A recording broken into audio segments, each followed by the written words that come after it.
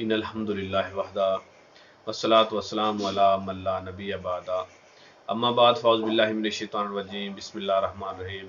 معزز سامعین اور سامعات، جیسا کہ آپ جانتے ہیں کہ جنت میں لے جانے والے 100 اعمال کا سلسلہ شروع کیا ہوا ہے۔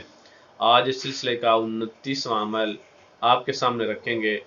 اللہ سے دعا ہے اللہ مجھے حق سچ بیان کرنے اور پھر ہم سب کو اس کے اوپر عمل پیرا ہونے کی توفیق عطا فرمائے۔ سیدنا انس بن مالک رضی اللہ تعالیٰ عنہ سے روایت ہے کہ میں نے رسول اللہ صلی اللہ علیہ وسلم سے سنا کہ اللہ تعالیٰ کا ارشاد ہے، جب میں اپنے کسی بندے کو اس کے 2 محبوب اعضاء یعنی آنکھوں سے آزماتا ہوں، یعنی اس کو نبینا کر دیتا ہوں، اس کی آنکھیں چھین لیتا ہوں، اس کو دکھائی نہیں دیتا، اس کی بنائی چھن جاتی ہے،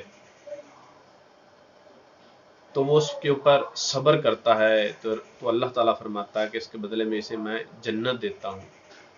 اس حدیث کو صحیح البخاری کے اندر 5653 نمبر کے اوپر درج کیا گیا ہے۔ اس حدیث کا معنی مفہوم کیا ہے، تفصیل کیا ہے؟ اللہ تعالیٰ فرماتا ہے کہ جب میں کسی بندے کو نبینا پیدا کرتا ہوں یا وہ کسی وجہ سے وہ نابینا ہو جاتا ہے، اس کی آنکھوں کی بنائی میں چھین لیتا ہوں، تو اس صورت کے اندر میں اس بندے کے لیے جنت رکھی ہے، اس سے آنکھیں چھین لوں، وہ صبر کرے، اس صبر کی وجہ سے اللہ تعالیٰ اس کو جنت دے گا۔ اللہ سے دعا ہے اللہ تعالیٰ ہمیں زندہ رکھے اسلام کے اوپر، اللہ ہمیں موت دے شہادت والی۔ السلام علیکم ورحمۃ اللہ۔